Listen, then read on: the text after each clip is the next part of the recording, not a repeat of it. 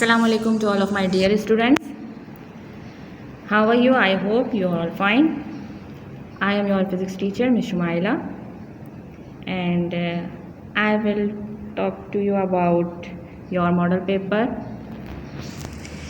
क्या है model paper, किस तरीके से आया है, किन किन चीज़ों को उसके अंदर मेंशन किया गया है, मार्क स्कीम क्या है, हमने सॉल्व किस तरह करना है अपने पेपर को, ये इंशाल्लाह तमाम चीज़ें आपको डिस्कस करेंगे आपके साथ इस वीडियो में। हमारी जो पहले वीडियो आप लोगों ने देखी होगी वो मेरी किसके ऊपर बेस कर रही थी, प्रैक्टिकल के ऊपर। उसके अंदर मैंने आपको मेंशन किया था कि उस वीडियो में हमने किस चीज़ को डिस्कस किया है, अपने प्रैक्टिकल पोर्शन को, और इंशाल्लाह हम इस वीडियो में जो पोर्शन डिस्कस करेंगे अपना वो होगा हमारा theory portion. So let's we start our lecture now. आपके पास ये मॉडल पेपर गिवन है 2020-21, जिसमें आपके पास जो आपका टोटल पेपर होता है वो नंबर है आपके 100 में से जब हम प्रैक्टिकल के अपने माइनस कर देते हैं, मीन्स अपने 15 नंबर्स माइनस करते हैं, तो हमारे पास रिमेनिंग बचते हैं 85। उन 85 नंबर्स को डिस्ट्रीब्यूट किया गया है अकॉर्डिंग टू द सिलेबस, या आप कह लीजिए कि जो भी हमारा पैटर्न था एग्ज़ामिनेशन का, जिसमें हमें डिफ़ाइन किया गया था कि 50% मार्क हमारे जाएंगे हमारे MCQ सेक्शन में और 50% हमारा जाएगा सब्जेक्टिव में। ठीक है, तो ऑब्जेक्टिव का जो पेपर इन लोग हमारे पास आया है, जो जिसकी मार्क्स स्कीम यहाँ पे गिवन है वो है 44। क्लियर? और बाकी ये जो नंबर्स बचते हैं वो हमारे पास कहाँ जाएंगे, इन सेक्शन बी या हमारे पास सब्जेक्टिव पेपर में। ठीक है, MCQs हमारे पास यहाँ 44 मार्क्स के हैं, जिसमें आपके पास टोटल जो MCQs आए हैं वो हैं 22। मीन्स आपके पास एक जो MCQs बनता है वो 2 मार्क्स का बनता है। ठीक है, इसके अंदर आपके पास नंबर ऑफ टाइम जो दे रखा है वो है 2 आवर्स का। 2 आवर्स में हमने ये अपना टास्क कंप्लीट करना है। जितना जल्द से जल्द हम लोग अपना ऑब्जेक्टिव का पोर्शन कंप्लीट करेंगे, उतना ही हमें एक्स्ट्रा टाइम मिलेगा अपने सब्जेक्टिव को सॉल्व करने के लिए। ठीक है, आप लोगों ने MCQs को बहुत थॉरली देखना है, क्योंकि अक्सर लफ्ज़ों के हेर फेर में आपको वही बात पूछी जाती है जिसको आप समझ रहे होते हो कि ये बात हमसे नहीं पूछी गई है। ठीक है, इसलिए आप लोगों ने बहुत थॉरली अपने MCQs को पढ़ना है कि आया उसके अंदर हमसे पूछा क्या गया है। ठीक है, और MCQs में बहुत ज़्यादा ध्यान रखिएगा पावर्स का। ठीक है, कि पावर्स आपको किस उसमें दे रखी हैं। अक्सर आपके पास वही पावर प्लस में भी गिवन होती है और वही पावर आपको माइनस में भी गिवन होती है। सो जो वैल्यूज़ आपके पास प्लस में डिफ़ाइन की गई हैं उनको ही चेक करिएगा, जो माइनस में है वही माइनस वाली रखिएगा। क्लियर? ज़रूरी नहीं है कि आपके पास सिंपल आए, जो MCQs है वो आपके पास सिंपल आए। मीन्स सिंपल का मतलब इन वर्डिंग आए। आपके पास थोड़ी सी मैथमेटिक्स भी इसके अंदर इंक्लूड हो सकती है। जैसा कि आपको दे रखा है MCQs नंबर 14 में आपके पास मैथमेटिकल बेस्ड MCQs है। मींस इसके अंदर आपको फॉर्मूला लगा के पहले सॉल्व करना पड़ेगा। ये आप अपना पहले पेपर पे रफ कॉलम के ज़रिए आप इसको बताएंगे कि आपने क्या किया है। आपने मैग्नीफिकेशन ऑफ मिरर मालूम करने के लिए, ठीक है, मैग्नीफिकेशन का फॉर्मूला लगाएंगे, वैल्यूज़ पुट करेंगे, उसके बाद आपके पास जो वैल्यू आएगी वो आप यहाँ पे सॉर्ट आउट करेंगे। ठीक है, इसको इसी तरीके से सॉल्व करेंगे जिस तरह आप अपने मैथ्स के MCQs को सॉल्व करते हैं। आप पहले इसको रफ कॉलम पे आप इसकी मैग्नीफिकेशन का फॉर्मूला लिखेंगे, उसके बाद आप इसकी वैल्यूज़ पुट करेंगे और उसके बाद इसका रिज़ल्ट यहाँ पे सही वाला टिक आउट करेंगे। ठीक है, ये तमाम चीज़ें आपको करनी लाजमी है, क्योंकि जब तक आप चीज़ें नहीं करेंगे आपके चेकर को नहीं पता चलेगा कि आपने करा किस तरीके से। ठीक है, बात समझ में आई? और ये तमाम चीज़ें आपको आपके पेपर को अलग करती हैं दूसरों के पेपर से। ठीक है, क्योंकि जो बच्चा अपना कर रहा होता है वो सेम एज इट इज़ इसी तरह कर रहा होता है कि 1 बाय 1 स्टेप लेके चल रहा होता है, तो चेकर को भी पता चल जाता है कि ये इस बच्चे की इसकी अपनी मेहनत है। ठीक है, तो वो जो चीटिंग का पोर्शन बीच में आता है वो भी निगलेक्ट हो जाता है। ठीक है। इन चीज़ों का बहुत ज़्यादा ख्याल रखना है कि आपने अपने पेपर को किस तरीके से दूसरे से डिफ्रेंशिएट करना है।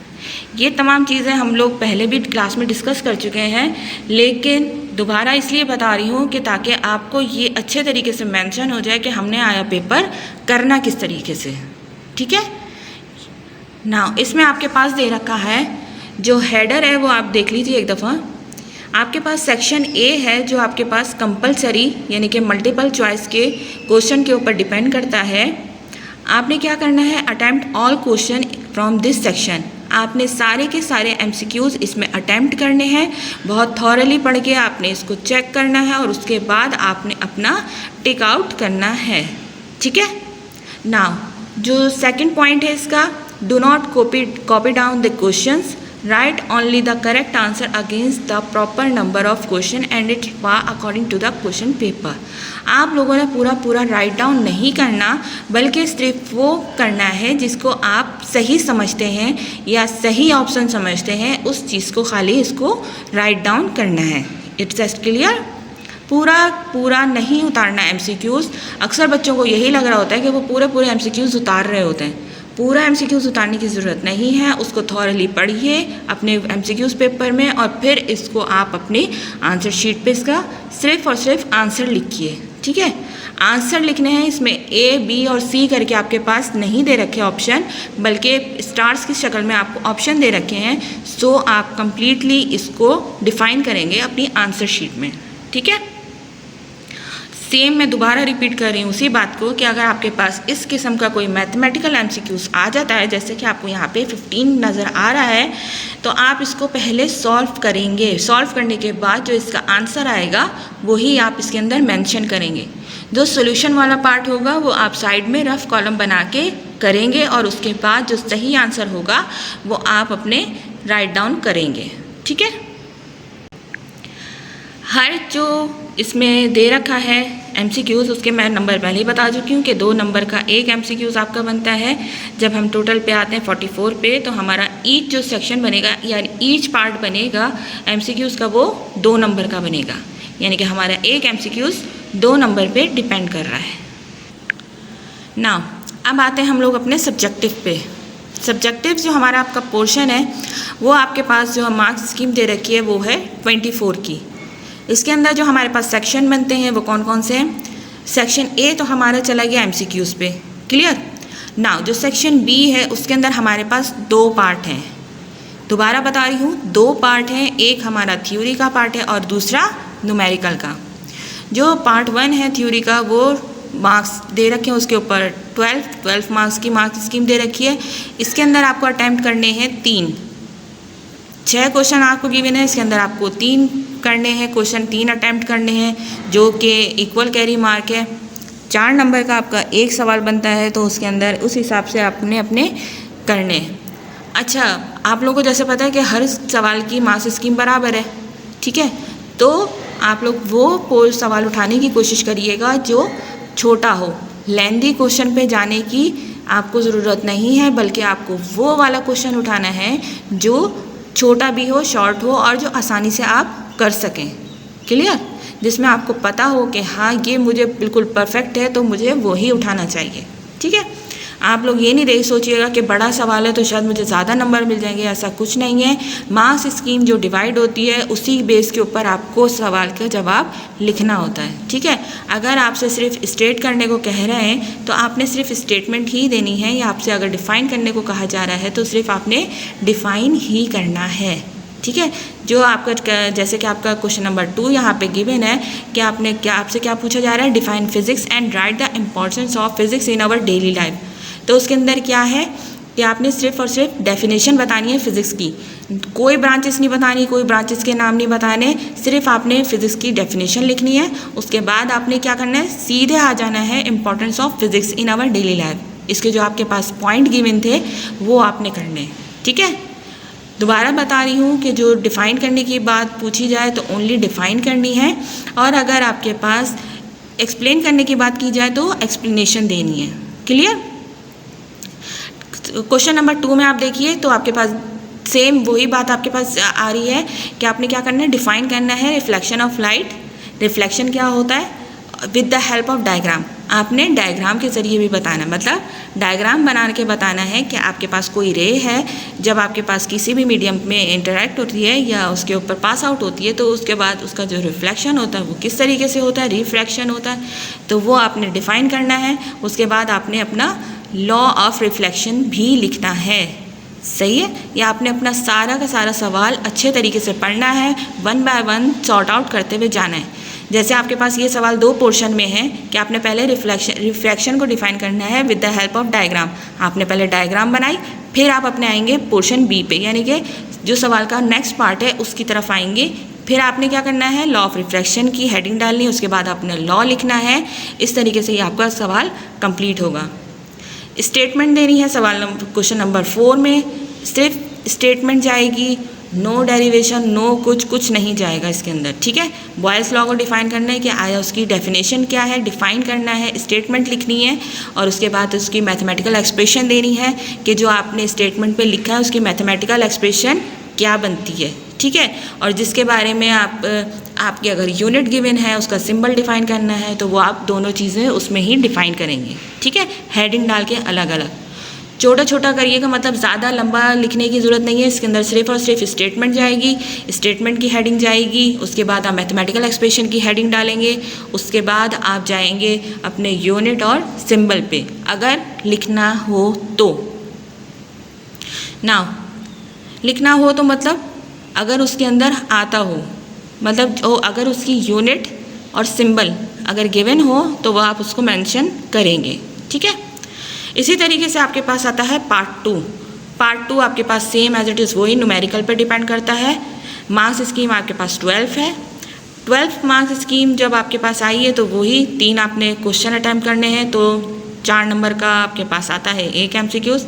सेम फिर वही बात कहूँगी कि आपने वो न्यूमेरिकल उठाना है जो आपको बिल्कुल परफेक्ट आता हो, जो करने में भी मतलब लेंथी ना हो, शॉर्ट हो और आप अच्छे तरीके से उसको कर सकें। न्यूमेरिकल्स में आप सबसे पहले अपना डेटा बनाएंगे, लाइन बाय लाइन अपना डेटा बनाते हुए जाएंगे, यानी कि अगर फर्स्ट लाइन में आपके पास कोई डेटा गिवन है तो वो आप अपने कॉपी में राइट डाउन करेंगे, फिर आप अपनी सेकंड लाइन को रीड आउट करेंगे, फिर उसके मुताबिक अगर कोई डेटा आपके पास गिवन आता है, कोई चीज़ आती है तो फिर आप उसको लिखेंगे अपने डेटा में। यानी कि पूरा एक दफ़ा पढ़ने के बाद जब आप डेटा बनाएंगे तो आप line by line check out करते हुए जाएंगे कि कहीं कोई चीज़ मुझसे मिस तो नहीं हो गई, ठीक है। आप अपने डाटा को थॉरली चेक करेंगे, अपना न्यूमेरिकल पढ़ने के बाद लिखेंगे, चेकआउट करेंगे, उसके बाद आप अपने आएंगे फॉर्मूले पे कि मुझे इसमें कौन सा फार्मूला लगाना चाहिए, ठीक है। जैसे इक्वेशंस ऑफ मोशन है तो आपके पास 3 इक्वेशंस ऑफ मोशन है, first equation of motion, second and third, तो तीनों के अंदर अलग अलग रिक्वायरमेंट हैं, ठीक है। अगर आपके पास अगर खाली डिस्टेंस मालूम करना है और आपके पास इनिशियल और आपके पास टाइम भी गिवन है तो आप कौन सी लगाएंगे, सेकंड इक्वेशन ऑफ मोशन, ठीक है। ये हम लोग थॉरली अपना पढ़ चुके हैं अपनी क्लासेस में, जो रेगुलर बेसिस पर जो हमने क्लासेस रन की है उसके अंदर हम ये डिटेल में डिस्कस कर चुके हैं। इसी तरीके से फिर आप जब देखेंगे अपना 2 पार्ट पे मुश्तमिल है आपका न्यूमेरिकल नंबर 7। ज़रा देखिए क्वेश्चन नंबर 7 में आपके पास 2 पार्ट में है। आपके पास पहले एक्सेलरेशन मालूम करने को कहा है और फिर distance covered by a body in 5 seconds, यानी कि जो बी पार्ट है उसके अंदर आपको टाइम भी गिवन है, यानी कि आधा जो डेटा गिवन है, जो डेटा की जो रिक्वायरमेंट है वो आपके पास सवाल में गिवन है इन बी पार्ट, और ए पार्ट में आपके पास क्या मालूम करने को कह रहे हैं, एक्सेलरेशन, ठीक है। तो सबसे पहले आप एक्सेलरेशन मालूम करेंगे। जब आपके पास एक्सेलरेशन आ जाएगा तो आप इजीली अपना डिस्टेंस निकाल सकते हैं with the help of equation of motion के ज़रिए। नाउ नीचे आइए तो आपके पास 8 न्यूमेरिकल में देखिए सेकंड पेंडुलम की आपके पास calculate the length of second pendulum, जिसमें आपके पास जो जी है वो क्या गिवन है, 9.8 मीटर पर सेकंड स्क्वायर। बास न्यूमेरिकल्स में हमें जी की वैल्यू 10 भी गिवन होती है, लेकिन हम इधर वही वैल्यू पुट करेंगे जो हमें गिवन है इन द क्वेश्चन। अगर यहाँ पे हमारे पास क्वेश्चन में 10 गिवन होता तो हम 10 पुट करते, लेकिन यहाँ पे 9.8 है तो हम क्या पुट करेंगे, 9.8। अगर हमें वैल्यू पुट ना मतलब नहीं मेंशन होती न्यूमेरिकल में तो हम जब भी न्यूमेरिकल की वैल्यू इसकी स्मॉल जी की वैल्यू क्या पुट करते हैं, 9.8। अगर हमें मेंशन की जाती है 10 तो हम 10 को रखते हैं, वरना इन अदर केस हम लोग 9.8 पर ही अपना वर्क करते हैं, ठीक है। ना। अब आते हैं अपने सेक्शन सी पे। सेक्शन सी हमारे पास जो है वो है डिस्क्रिप्टिव आंसर क्वेश्चन, मीन्स आपके पास लॉन्ग क्वेश्चंस में आते हैं। ये आपका है 17 मार्क्स का। 17 मार्क्स के ऊपर आपके जो डिवाइड है क्वेश्चन वो है 2। आपके पास 4 क्वेश्चन दे रखे हैं, चॉइस दे रखी है 2 की, तो इसमें हमने सिर्फ 2 अटैम्प्ट करने हैं, 2 की हमारे पास चॉइस है। फिर वही कहूँगी कि आप वो वाली चीज़ अटैम्प्ट करिएगा जो कम से कम टाइम टेकिंग हो, ठीक है। जैसे आपके पास डिफाइन एक्सेलरेशन है, आपके पास नंबर 15 है, आपने सिंपल क्या करना है, एक्सेलरेशन को डिफाइन करना है, मैथमेटिकल एक्सप्रेशन देनी है, उसकी यूनिट लिखनी है, उसका सिंबल लिखना है, ये सब आपने करना है, ठीक है। उसके बाद आपने ड्राइव करना है सेकेंड इक्वेशन ऑफ मोशन को, जो कि है आपके पास F = VIT प्लस का हाफ AT स्क्वायर। ये आपके पास एक कंप्लीट क्वेश्चन बनता है, इजी होता है, लेंदी नहीं है, तो इसलिए ये आप अटैम्प्ट कर सकते हैं, ठीक है। उसके बाद आपने करना है जो 14 है आपके पास, explain how the value of g acceleration due to gravity varies with decreasing altitude. आपके पास सेम वही है कि आपने वैल्यू ऑफ जी बतानी है जो कि वेरी करती है। अच्छा, इन्होंने यहाँ पे सवाल पलट दिया हम लोग को, हमारा जो बुक का है वो है decreasing the value of g with the help of altitude, with increasing the altitude. तो अगर आपका जी अगर कम हो रहा है तो आपका एल्टीट्यूड बढ़ रहा है, ठीक है। लेकिन इन्होंने सवाल क्या करके दिया है, सेम सवाल है, लेकिन इन्होंने क्या कहा है, कंडीशन चेंज कर दी कि अगर आपके पास हाइट चेंज होगी तो आपके पास जी बढ़ता हुआ चला जाएगा। यानी कि अगर आपके पास ऊपर से कोई चीज़ नीचे की तरफ आ रही है तो आपका जी तो कम हो रहा है, एल्टीट्यूड तो कम हो रहा है, लेकिन जी आपका वेरी कर रहा है, ठीक है। सेम सवाल है लेकिन कंडीशन उसने चेंज कर दी। क्लियर ना। आपके पास जो क्वेश्चन नंबर 13 है उसमें आपके पास क्या कह रहे हैं, show that coefficient of volumetric expansion in 3 time equal to the coefficient of linear expansion. आपके पास लीनियर एक्सपेंशन का जो कोफिशिएंट है उसको हम क्या कहते हैं, अल्फा, और जो आपके पास कोफिशिएंट ऑफ वॉल्यूमेट्रिक एक्सपेंशन है उसको क्या कहते हैं, बीटा। इन्होंने बीटा = 3 अल्फ़ा को उसके अंदर फॉर्मूले में वो सिंबल में डिफाइन करने के बजाय इन्होंने वर्डिंग में डिफाइन किया है। मतलब 3 टाइम्स का मतलब 3 अल्फ़ा, 3 टाइम्स का मतलब 3 times equal to coefficient of linear expansion means 3 alpha, and volumetric expansion आपके पास क्या है, बीटा। इन्होंने वही चीज़ अपने सिंबल में लिखने के बजाय इन्होंने क्वेश्चन वाइज करके दी है, यानी कि अपनी वर्डिंग के अंदर वही सवाल किया है जो हम प्रूफ करते हुए आए हैं कि बीटा = 3 अल्फ़ा। एज सच ये वही सवाल है सेम जो हम उसके अंदर प्रूफ आउट करते हैं। आप लोग सेम उसी तरह उसका पैटर्न लेके चलेंगे जो आप बीटा = 3 अल्फ़ा में लेके चले थे, ठीक है। वो सवाल हमने सिंबल में किया था, ये सवाल आपको वर्डिंग में गिवन है, ठीक है, सवाल सेम है। अब आते हैं क्वेश्चन नंबर 12 पे, जो आपके पास है व्हाट इज़ इक्विलिब्रियम। इक्विलिब्रियम को डिफाइन करना है, इसकी तीनों स्टेट्स को डिफाइन करना है विद एग्जाम्पल, ठीक है। सवाल को बहुत थॉरली पढ़िएगा कि आखिर आपसे पूछा क्या जा रहा है, ठीक है। आपको इक्विलिब्रियम बताना है कि इक्विलिब्रियम क्या होता है, डेफिनेशन बतानी है इक्विलिब्रियम की जस्ट। उसके बाद आपने इसकी 3 स्टेट्स को डिफाइन करना है विद एग्जाम्पल। हर स्टेट को आप उसकी एग्जाम्पल के मुताबिक डिफाइन करेंगे, ठीक है। तीनों ये आपके कंप्लीट हो गया, सब्जेक्टिव प्लस MCQs, ऑब्जेक्टिव, दोनों पोर्शन आपके यहाँ पे कंप्लीट होते हैं। आप लोगों ने अपने जो टाइम पीरियड है उसको बहुत थॉरली चेक करना है। आपने अपने कम से कम टाइम में अपने सब्जेक्टिव को लेके चलना है, यानी कि सबसे कम जो आपने टाइम देना है वो अपने पार्ट 1 को देना है सेक्शन बी के। उसके बाद जो आपके पास टाइम टेकिंग वाला जो पोर्शन है वो आपका पार्ट 2 यानी कि सेक्शन बी का पार्ट 2 और सेक्शन सी है, ठीक है। इसके लिए आपको टाइम चाहिए। अच्छा, जिस सवाल में अगर आपको मतलब लगता है कि आप नहीं कर पा रहे तो आप न्यूमेरिकल का सिर्फ पहले डेटा बनाइए। फॉर्मूला अगर समझ में उस वक्त नहीं आ रहा तो आप उस सवाल को लेके मत बैठें, आप लोग अपना डेटा बनाइए, डेटा कंप्लीट कीजिए। उसके बाद आप आ जाइए अपने सेक्शन सी पे। आप सेक्शन सी को सॉल्व करते हुए शायद आपके पास कोई ऐसी इक्वेशन ड्राइव करने को आ जाए या कोई ऐसा सवाल आ जाए जो आपका न्यूमेरिकल सॉल्व हो सकता है, आप क्लिक कर जाए आपका माइंड में कि हाँ ये वाला जो फॉर्मूला था ये मुझे उस न्यूमेरिकल में आ सकता है, तो आप अपना डाटा बना के रखें और फिर आप अपना आ जाएँ लॉन्ग पे। अगर वहाँ से आपको क्लिक कर जाता है कि आपका न्यूमेरिकल यहाँ से इस फार्मूले से सॉर्ट आउट हो सकता है, तो आप अपने उस क्वेश्चन को कंप्लीट करके दोबारा आप न्यूमेरिकल के पोर्शन पे आ सकते हैं। ठीक है, जो ना आए तो आप उसका डाटा लाजमी बना के रखिए और उसके बाद उसको सॉल्व आउट कर दीजिए। जब आपके पास टाइम बचे तो आप अपने टाइम को कंज्यूम कर लें। ठीक है, अपने पेपर को थॉरली चेक आउट करें, सारे लाजमी पढ़ें, ध्यान से पढ़ें और फिर उस हिसाब से आप अपने पेपर को सॉल्व कीजिए। जी स्टूडेंट्स, तो ये तो थी हमारी सब्जेक्टिव बेस, जिसमें हमने अपने मॉडल पेपर को डिफ़ाइन किया, उसकी मार्क स्कीम को डिफ़ाइन किया, किस तरह सॉल्व करना है, किस तरह पेपर को लेके चलना है, किस तरह अपने टाइम को कंज्यूम करना है। कोई भी मुश्किल हो, कोई भी परेशानी हो तो हम इंशाल्लाह व्हाट्सएप पे इन रहेंगे, आप वहाँ से भी मुझसे डिस्कस कर सकते हैं। सो जब तक के लिए इंशाल्लाह सेफ़ रहिए, घर पे रहिए और अपने आसपास के लोगों का भी ख्याल रखिए। सो स्टूडेंट्स, अल्लाह हाफ़िज़।